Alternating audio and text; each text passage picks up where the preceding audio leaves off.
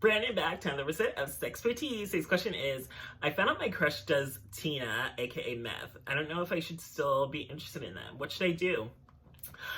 Well, the sad reality is meth really is super common in the gay community, like more common than we would ever realize. Like I'm pretty sure everyone knows someone that has done meth or does meth every now and then, and people think of meth as like the people that are like strung out, like usually like white trash or like super skinny tweaker, like super skinny twinks, like anorexic, like dying looking, no teeth, etc. But like the reality is that's like when you're a full-on addict, and like people don't realize like people can casually do drugs like meth or even, well, I don't know about heroin, but meth, like people can do it like every now and then. It's not like it is super addictive, but it's not like every single person that does it is like immediately the stereotype of like a meth head. Like people you would never realize do it. Like I've encountered like 70 fat guys that do meth, and I'm like shocked because like when you think of meth, you think of like super skinny, like anorexic, dying looking, but like there are fat people doing meth, there's skinny people doing meth, there's young, old, rich, poor, etc. Like you would never really know like this person does meth just by looking at them, and that's like a stereotype people need to realize. Like you can't just spot someone and say like, oh, they do meth. Like you really never know what people secretly do behind closed doors, so it's like you can't just instantly spot one. And then on dating apps you have to be like aware, like because people do like the capital T's are usually the biggest sign that they do meth, or they call it Tina, or there's so many different code names, but like usually the biggest sign that someone does meth is that they have a capital T on their profile, because they're usually always looking for it and they want to find other people that do it. So if they have capital T's that are randomly in their profile, then you know they do meth.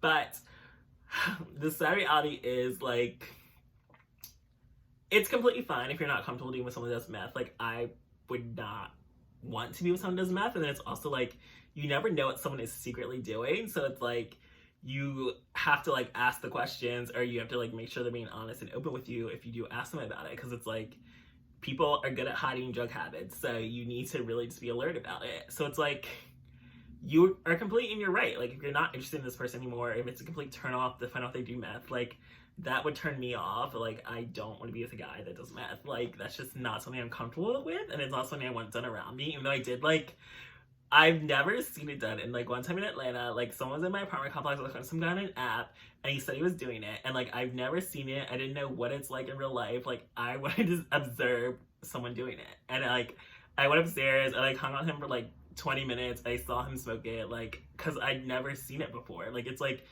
one of those mystery drugs that it's like you hear about it but you've never seen it, so it's like I don't know what it would look like in person if I see it. And it's like it really just looks like someone smoking a bong, but it's like you have to like light it with some special thing. So it's like to be able to like notice things or be aware of it, like you have to know it. And like the thing about it is like it doesn't even have a smell sometimes, so it's like you really wouldn't know someone's doing it unless you know what it is, what it looks like, signs to look out for. So you have to know these things if you want to like just know like what the hell is meth. Like people just think of like crystals or like snorting stuff or like whatever. So it's like I didn't know the facts. And it's like I know friends, like I have friends have done it. I know people whose exes did it. I know people like everyone, I'm sure you know someone that has done it, did it, is doing it, tried it, been around it. Like it's literally impossible to escape in the gay community because meth is really that common.